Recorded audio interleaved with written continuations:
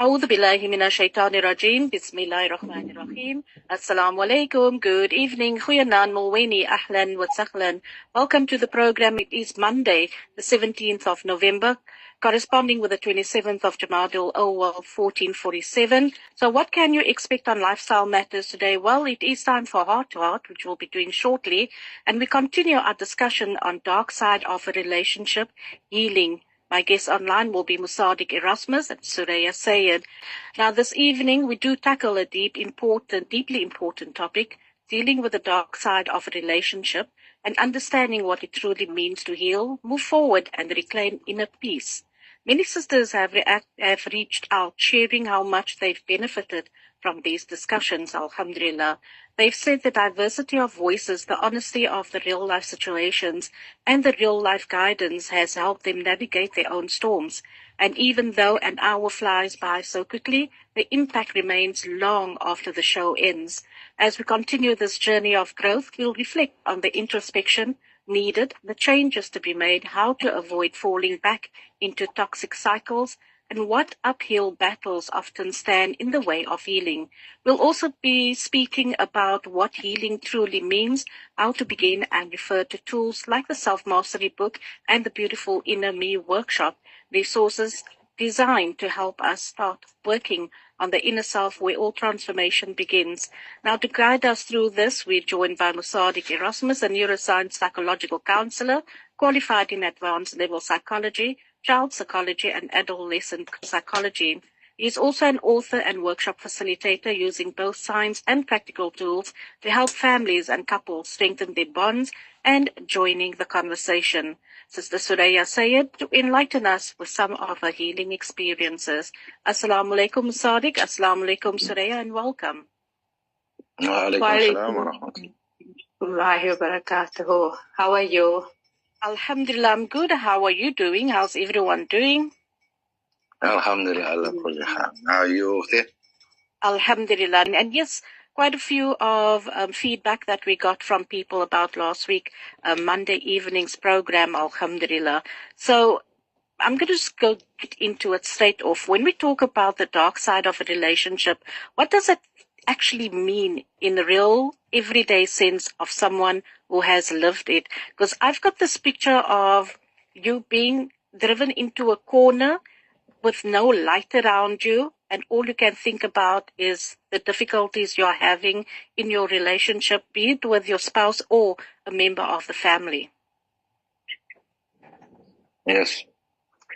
The dark side of a relationship, as we discussed for a couple of segments so far. So we spoke about the ill character that we practice amongst ourselves, sometimes learned behavior, not knowing what is supposed to be appropriate and inappropriate, taking things for granted, as you saw that we should be more mindful, especially when it comes to relationships. And we saw communication and what types of communication we have and how people communicate, like we discussed last week. And when it comes to these things, we are speaking about the dark side of relationships because these are things that people experience and nobody speaks about it. Nobody comes and nobody tackles it and nobody highlights it so that it can be changed. Because there's certain behaviors that we think that's appropriate, that's inappropriate, and that's also what breeds unhealthy relationships. As we discuss what does a healthy relationship look like and what a toxic relationship look like. The main accord that we found with majority of toxic relationships or unhealthy relationship is drama. Lots and lots of drama. There's no peace. When a relationship is supposed to be also peaceful. Yes, there's your ups and downs. You get your spats, you get your disagreements, not a problem. That's all for healthy relationships, but continuous drama, as we spoke about, it's unhealthy. We spoke about continuous games, it's unhealthy. We spoke about continuous manipulation, it's unhealthy. And we tackle majority of the unhealthy behaviors that people do to one another and take it for granted because might be that you think that you're in a relationship, in a marriage, and you have the rights to do those things. and we found out from the Quran and the Sunnah what is appropriate and what's inappropriate. And we also found out within ourselves how we want to be treated, we should treat others as well. And these are most of the things that we forgot along the way because we become complacent and we become entitled. And if we're going to become complacent and entitled consistently and not watching ourselves or considering the next human being, this is where we're going to find the toxicity. Because again, a relationship has got nothing to do with selfishness. Relationship got to do with selflessness, because we are serving one another in a relationship. We are doing better for one another, not against one another or for our own selfish gains. And that's what a healthy relationship looks like. So when it comes to the dark side of relationships, majority of what the sisters said, that they found, alhamdulillah, something that I'm happy about, that the sisters recognized it, wanting to change it. The sisters that also experienced it as well, as you yourself experienced things, a couple of things we discussed already. So inshallah, hopefully, this brought some light to the darkness, the dark side of relationships, so that we can change it. And that's why we kept the program, so that we could give people the tools, inshallah, to grow, better themselves, better their relationship, have much more happiness and peace. And that's the thing, when there's turmoil, as I said before, our house and our home is two totally different places. Two totally different places. And what we want is healthier families, healthier relationships, and healthier bonds, because that's what grows a society, and it trickles down into the youth as well. Simple. I agree with what you're saying there, Musadik. I think many of us sometimes just forget that we actually do have lives, and that what we are feeling or going through can impact either your husband, your children, or other members of the family, or your friend for that matter. So if you say perhaps you know, or you have a friend that you know for a fact she or he is in a toxic or unhealthy relationship, what are the signs that we must look out for, even when they believe they've moved on? And that happens so frequently, where sometimes you speak to a lady and, and she tells you a story, but you can hear and see the pain in her eyes and in her words, but she will still deny the fact that she was in a toxic or unhealthy cycle. Yeah, that's denial. Denial is something that most people do to escape the reality of the situation. The problem with denial is not moving forward, not admitting, and so that you can find healing, so that you can grow. It's most important. And you'll find, usually, they call them, certain people say, in so-and-so is speaking to me, they're like a stuck record, repeating the same thing over and over and over. That is a form of trying to heal, but that's not the way to heal. Repeating the matter that happened to you is not going to heal you. It's just going to keep you in a residual, not moving forward. You're stuck when that happens. And that happens for a couple of reasons. I will discuss it as we go along tonight, inshallah, so you can understand the mechanisms behind it and how to move forward.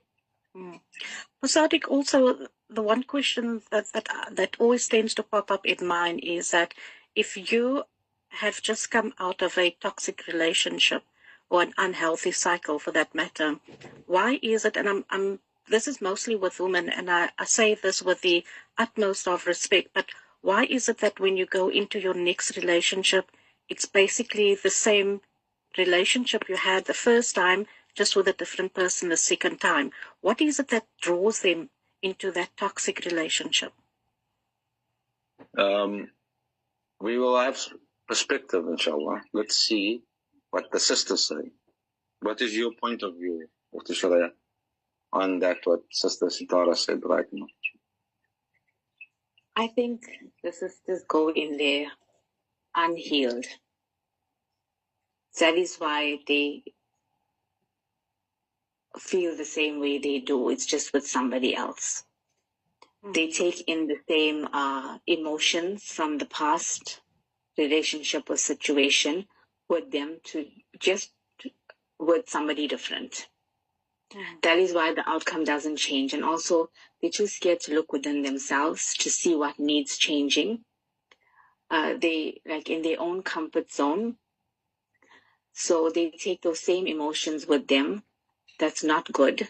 And carry it, to another relationship with somebody else. Sister Sitara, your point of view?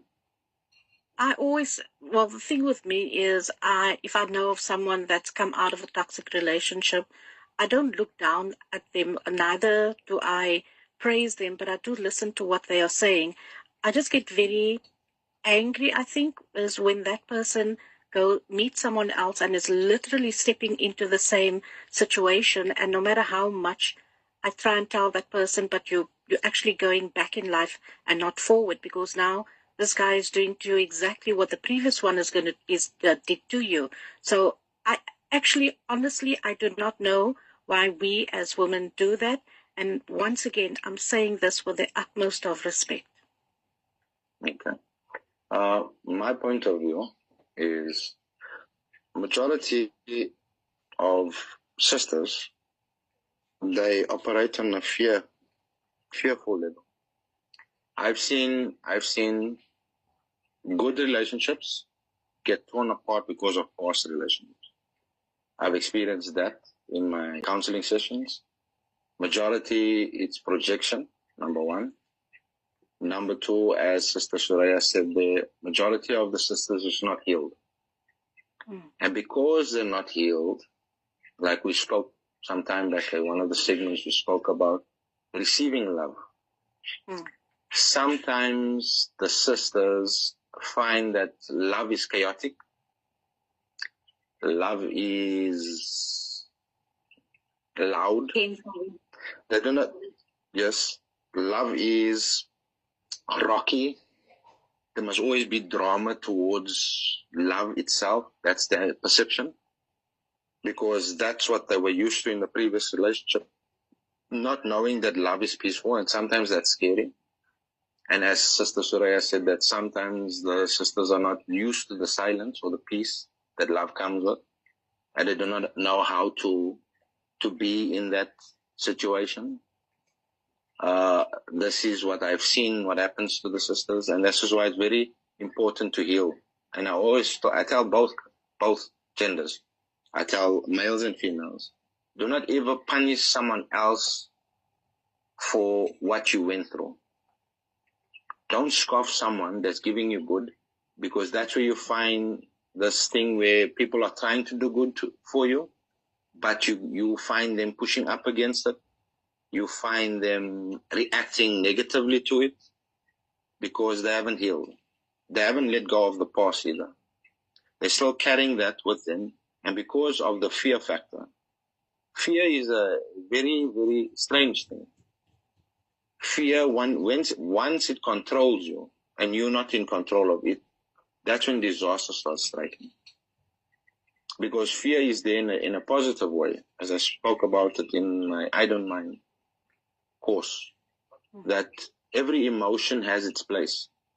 But when your emotions are not in the place it's supposed to be, when your fears are controlling you,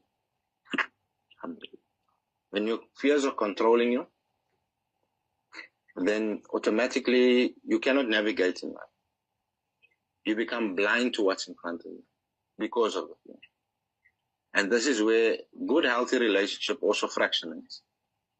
And two good partners, but because of the reaction to certain things, as I said, that's why I wrote the love and jealousy, because there's people out there that don't know how to receive love. They don't know how to receive love. And you'll find that majority in mothers, Mothers you'll find consistently just giving to the kids, self-sacrifice. But when the kids want to give it back, they find it strange and difficult to receive it back from them. And that's a problem. That is a problem. that is something within themselves that's not yielding. And this is why they don't know how to accept that. And people usually think that love is just love. No. Love is given in a particular way, healthy, and received in a way that is healthy. And that's important. That's what healthy love looks like. It's given in a healthy way, and it's received in a healthy way as well. Oh, certainly. Well, Sadiq, I know that there are quite a few of the ladies that have actually asked, how do we stop ourselves from going back? So what practical boundaries or mindset shifts actually help prevent returning to a harmful situation? I mean, it's like I said earlier on as well, you come out of a harmful relationship and you just step into another harmful relationship as a different person. Yeah. Sister Soraya can answer. How do you not step back? How do you move forward, sister? How did you move forward, sister? I moved forward with the self-mastery book, firstly. Secondly, I think nobody wants to relive their pain over and over again by choice. By choice. First time, remember, it was not by choice. It was because you walked into a situation not knowing, it's going to be painful. So why would you want to do it second time over knowing it's painful? First time around should make you wiser to not want to go back to that pain. Sadiq? Yes. Remember, whatever we have or what we experience in life, there's always a choice system. As I said before, 10% of life always happens to us. 90% is how we react to it. 90% is our choice, how we want to tackle it. An example, for instance, I have a wife. She comes home nagging, venting. As soon as she steps into by the door, she vents. All right, that is 10%. All right, obviously that is a toxic situation. All right, but here's an example of what I'm speaking about. Number one, I can react to it. That she never greeted. She's coming in spewing consistently every single day. All right, I can react to it. Or number two, second option, I can decide, okay, something upset her again today. Let me hear what it is and just give an ear to listen to. Or number three, I can decide that not taking anything seriously, this is her operating system, this is how she flows, this is who she is, and that's what she does. All right? And you can choose whichever way you want to handle the situation, because there's always choice. Always a choice. So when it comes to moving backwards, that's a choice. When it comes to having something better than what you had before, that's a choice. When it comes to loving someone, that's a choice as well. And people don't know that loving someone is a choice. Very simple. These are not mistakes that happen to us. These are choices that we make in life. And when we do it consciously, when we know consciously, and we see the choices that we make, and we know exactly what we want, that's when we're going to get the most benefits out of it. But if you don't know what you want, and you don't know where you're going, and you don't know how to get there, that's where the problem starts. So when you have clear directives on the focus point, on the direction you want, the road that you want to travel, it's very simple. Choose it. And choose it every day. Or you can go back to the past, get stuck in the past, and live your past, which most people do. Because I think people understand that the past is familiar. There's no comfort in those things. Living in the past always keeps you stuck. And this is why most people feel broken, but they're not broken. They're just stuck. They don't know they can move forward until they've been given that option, or they choose the option to move forward. It's quite interesting. Sadiq, what happens in an instance where a woman has never been in a toxic relationship, never ever, but she met someone and felt like, this is the person for me, not realizing that the person would actually land up making the relationship very toxic.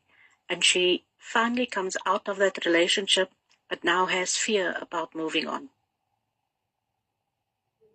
Well, that's something.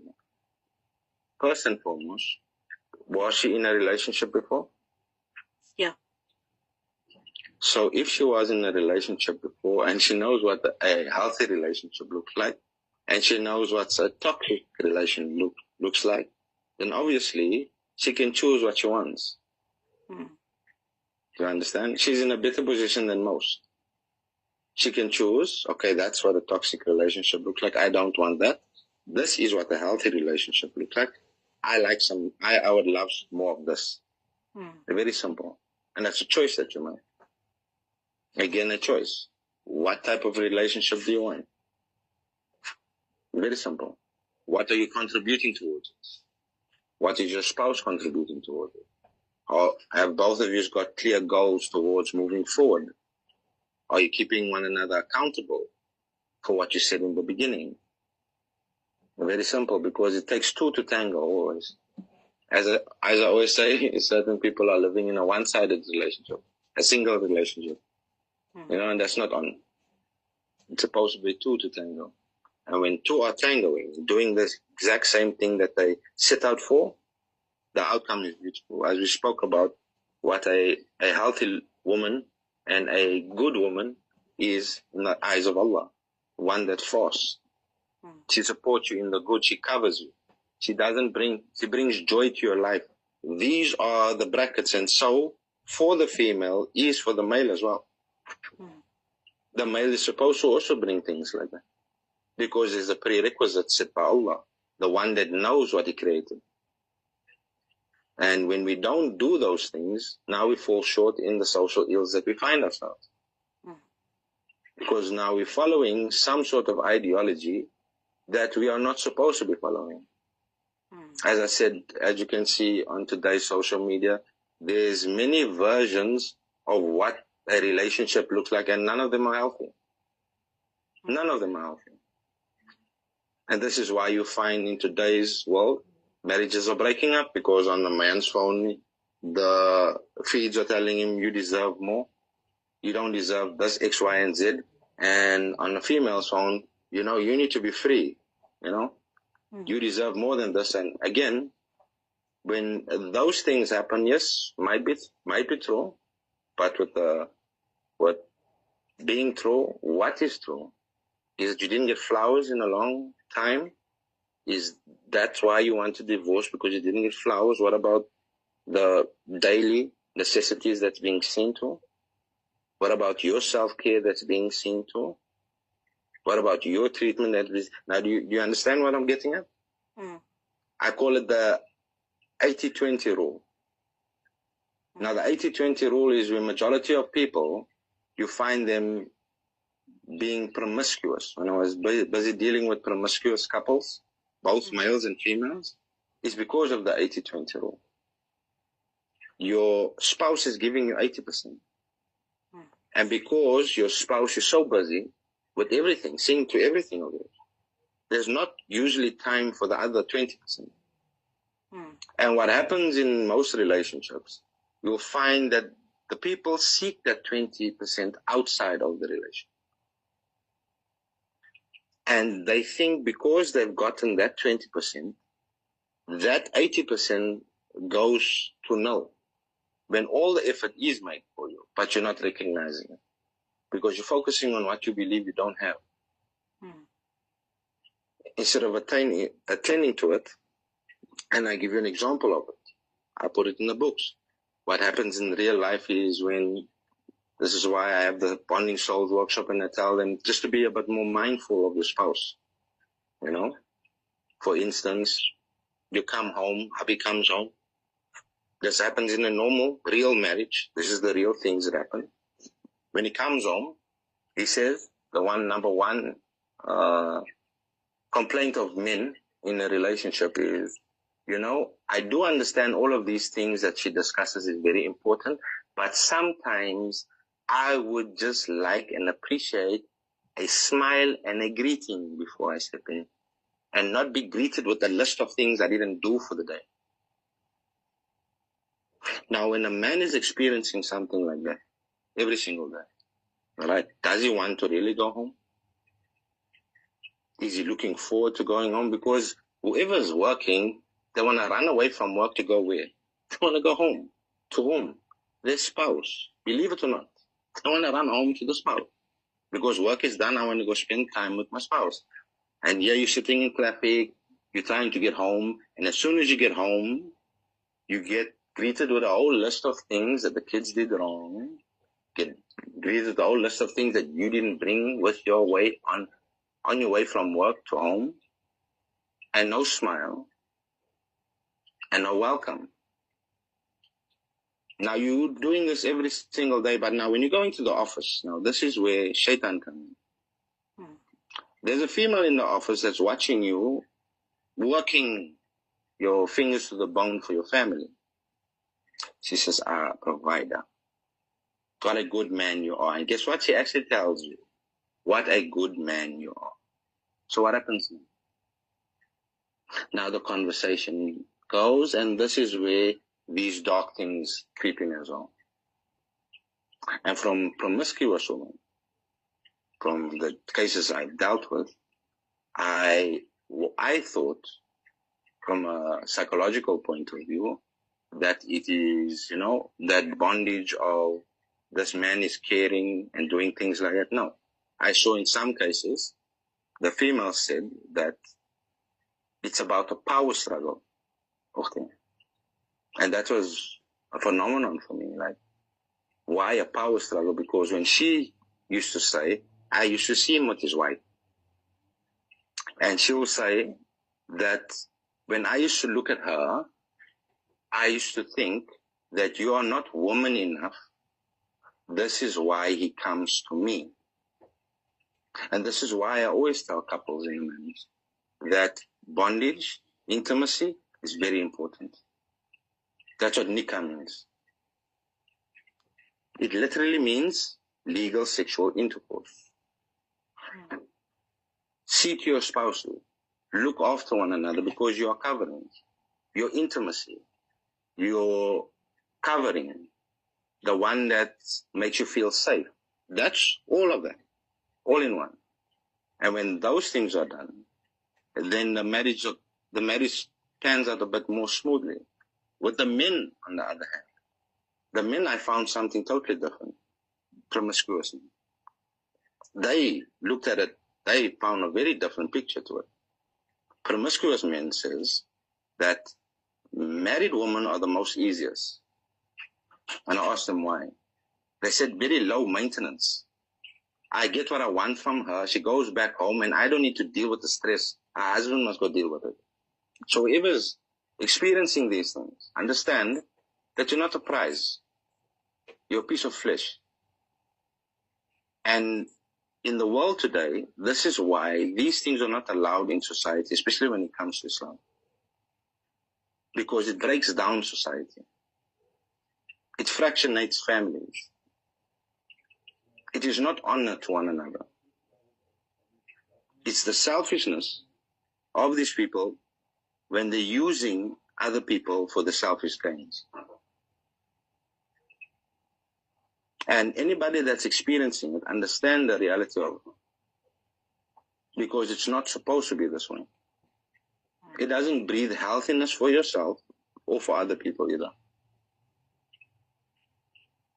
So this is why I always say, don't forget what you got married for in the beginning. Why you fell in love, why you got married, and what was your goal at the end of the day. Don't forget that. Because when life gets busy or life is lifing, one tends to forget these things. Take out time, connect, and bond with one another. Indeed. Masudi, can I just flip this around very quickly? What happens in the instance where the husband is a stay-at-home husband, he takes care of the the children and the daily running of the house. The woman is out there, got a powerful job in very lucrative and earns a lot of money. And when she comes home, what must she do if the husband does exactly what a woman would have done? Complaining, saying this hasn't been done, that hasn't been done, no time, no this, no that. Well, again, sometimes, as it is, that's not a normal form of life. But this is what the world is all about today, right? You find that women have positions they never had before. You'll find that majority of jobs are for mostly females. There's a quota now out there for female jobs, which is not something bad, right? But now the dynamics of the family unit sometimes change like this. Because as I've seen with couples, both sides it happened like that with the couples. Sometimes the female, she had the job overseas. They went overseas. As soon as they went overseas, she lost the job. The company liquidized in about 3 months. So the hubby, he studied while she was working and he was at home. And then he got a job there and now they're permanently there. So it swaps. There's a toss and a turn things. But when it comes to things like that, as I said, consider one another. Consider one another. Remember, for the couple, the most important people is the husband and wife. That's the most important. I explain, many people don't understand this concept. Husband and wife is the most important people in a family unit. Because they are usually the ones that starts the family, and they are usually the ones that are left behind when everybody goes on the merry way. And they are the ones consistently self-sacrificing. So when it comes to a couple, for people like a machine to keep on sacrificing so that the rest of the clan or the crew or the family members can grow into what they need to grow into, there's nobody that's going to come look after you but yourself. So you need to look after one another. You need to understand one another's roles. You need to understand that you need support. Sometimes one is a bit down. Sometimes one is up. As the scholars of Islam used to say, when it comes to feuds, then one needs to be ice while the other one is fire. Not both infernos. One needs to let the other one vent and see, okay, this is the situation. Let them get it off the chest. And then pick up the pieces and then mend it as you go along. But don't leave things for Krista. Get it dealt with and move on and leave it behind. You don't need to carry anything with you. Then the road won't be long and the road won't be heavy. Because you left those things, it was dealt with and you left it behind. And majority of people don't deal with things. They carry it. And nothing goes away. It will catch up with you in time to come. You will have to face it, whether you face it today, whether you face it tomorrow, but in time, you're going to have to face it.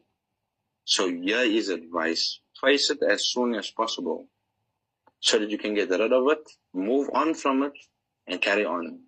Learn something new. Experience something more beautiful. You don't need to keep that in the past. As I used to tell the sisters, the thing that's in your hand, drop it. And pick up this healthier thing that's there. Don't worry, your hands are not going to be empty. This is something better to keep in your hand because this is going to benefit you on your own. Leave that thing. Let it go. There's no benefit to it. And this is how some of the sisters, alhamdulillah, started navigating in a much more healthier situation. And alhamdulillah, they're not only surviving, they're thriving. And everybody is capable of thriving. So the next thing I want to know is, what does true healing actually look like? And I'm not talking about Instagram version or TikTok version or any of that effect, but the real, sometimes messy internal journey. The Sister Soraya can maybe answer that one first. What does it look like? It does look very messy. Also, it's, it can be challenging in the beginning, where you have like knots in your tummy because you're used to the drama and the chaos and all of that. And when you finally realize that, you know what, I'm ready for the change and I want it, then taking that step can be frightening because it's going to bring about calm that you're not used to. It's going to bring about peace that you're not used to. It's going to bring about healing that you're not used to. So in the beginning, you're going to feel claustrophobic also starting it, because you're going to feel like you're suffocating because you're not used to feeling all these things are new. But I think as you get going and as you take that small step, you end up feeling calmer, you have more direction, you build your confidence, and also you stop limiting yourself. You stop limiting yourself thinking that, you know what, if I do this, this could happen. Whereas if you do make those changes, something beautiful can happen. You end up changing your whole mindset, shifts to something positive and wholesome. Also, you realize that fear is a manipulator, a very, very big manipulator. It holds you back from just living and breathing freely, which we are allowed to do. We're allowed to breathe freely, and we're allowed to, you're allowed to feel sad and you're allowed to feel scared, but it shouldn't take over where you are stuck and where you can't make those changes you need to move forward and to grow. And every day is not going to be the same either. There are going to be days when you wake up and you feel like you don't want to wake up, but those are the days where you just got to push on and you just got to think of, if I took that one step the day before, I can take 2 steps today. And you just got to tell yourself that today is going to be a good day and I'm going to do what I need to do, and I am healing, I'm getting stronger, and I'm calmer. And be grateful for every step that you take, and be kinder to yourself for every step you take towards yourself and your healing. Soraya, if I can just come in and ask you a quick question.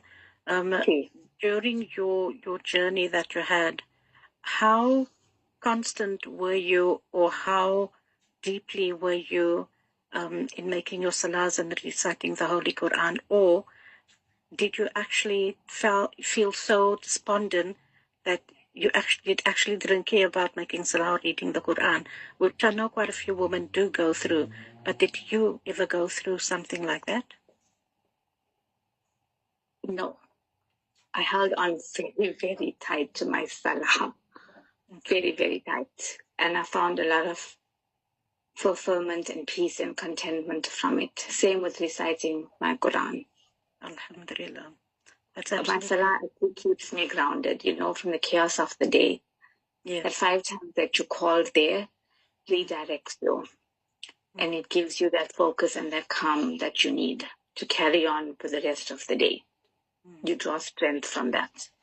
Most certainly.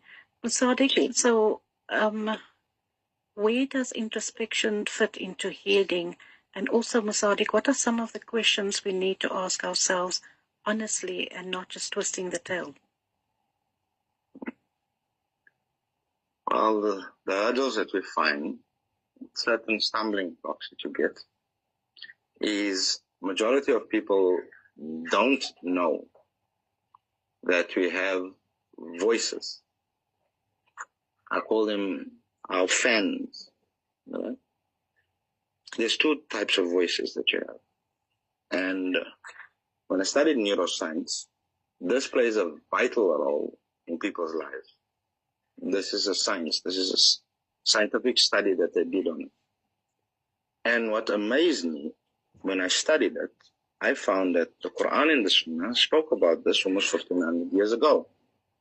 Accurately, extremely accurately. And as I was sitting and studying with them, and doing the research and learning from the professors, they spoke about this voice. They call it automatic negative thoughts. Allah subhanahu wa ta'ala called it the waswas. The shaitan, the one that's the deviant, the one that whispers and leaves and comes back. And majority of us, we do not understand and know that these two voices influence us greatly. So in the book, I write about it and I explain what's the importance of the voice. The first voice is the satanic voice.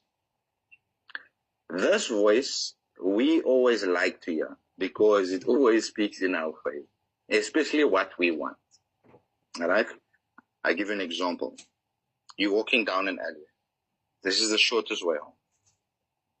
As soon as you walk down the alley, you hear a voice saying, "Don't go down there," very clearly. And you stop for a second, and the other voice is, "Nah, this is the shortest cut here. Don't worry about anything. Anything that you're going to find down there, we're going to just deal with it as it comes, and here you go." And as you walk in, you hear the voice tell you again, "Stop, turn back, don't go down here." But your friendly friend that you're always keeping friends with and you're always listening to the conversations tells you, "Listen, just go down here. You're going to be home within a minute instead of walking all the way around there. Don't worry. They can't do anything to you because you are so and so and so." Your ego, it speaks to the ego. And when you come to a certain point and you see the danger that was lurking, do you know what you tell yourself? Why did I not listen to the other voice and turn back when I could? Why did I come down? All right? So I wanted to know, the satanic voice, the one that persuades you to do all the negative things, the automatic negative thoughts, the one that breaks down your confidence, the one that keeps you stuck, the one that gives you the pity party, that voice over there, I wanted to know, why is that voice so overbearing? Why do we tend to listen to that voice more often than others? And while I was studying the research, we have the specialized machines. We can analyze things that we couldn't do before because we're in the 21st century right now. And the study studied the voice. And what the study was trying to do research on, how does this voice sound? You know?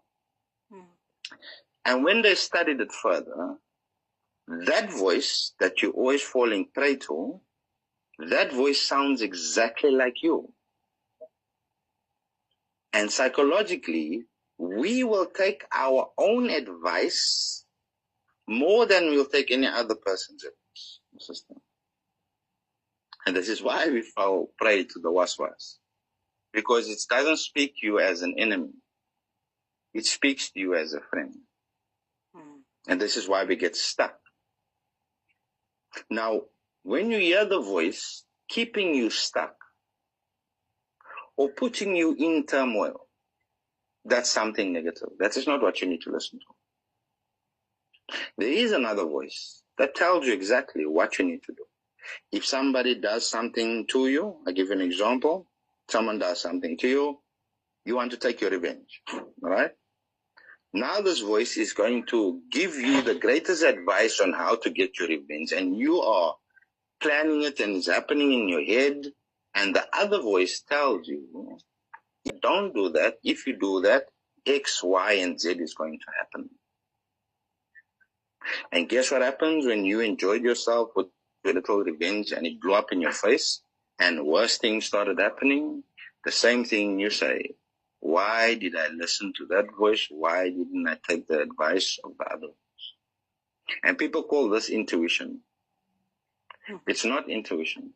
It is a little voice. So there's a malaika that's guiding you and there's a shaitan that's misleading you. And because we do not know how to see between the two, this is where we get stuck.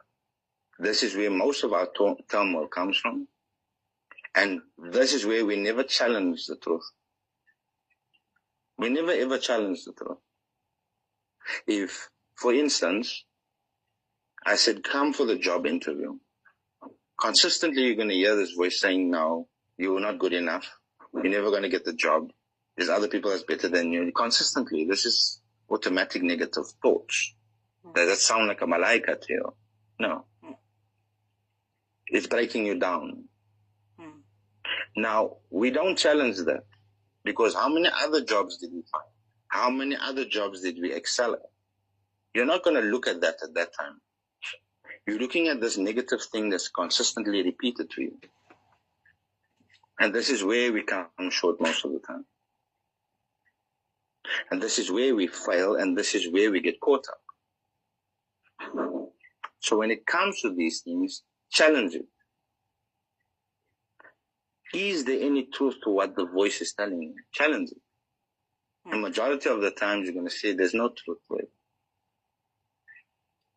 So take back control of your life and don't let these things control you, because that's part and parcel of our test on the dunya. So we must not forget our tests and our trials that we're going to go through. And everybody goes through this. Nobody's free from it. No one's free from it. Whether you believe or you don't believe, everybody experiences this. Sadiq, unfortunately our time has come to an end.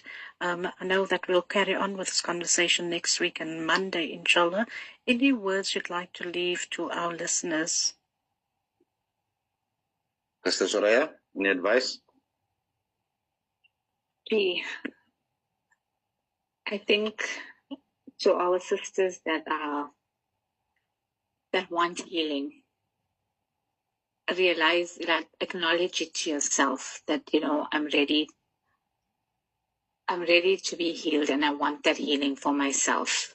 And then take those small steps towards that, and also, tell Almighty in whichever way you're comfortable speaking to Almighty, tell him that, I'm done feeling pain now. I don't want to feel pain anymore. So help me to find the courage and strength within myself to start my healing journey. And then go for it, as uncomfortable as it's going to be in the beginning. Make those small changes and choices. And also, your mind is a very powerful thing. So how you speak to yourself is going to influence how you heal. So if you speak good things to yourself and you speak positivity to yourself and you're present in your moments, it's going to help you heal faster and better. And also to those who have not joined the Beautiful Enemy course, please do so. You will learn a lot about yourself. You will learn a lot about what a good woman should be and how to reach that. And to those who have not purchased Self-Mastery, please do so as well.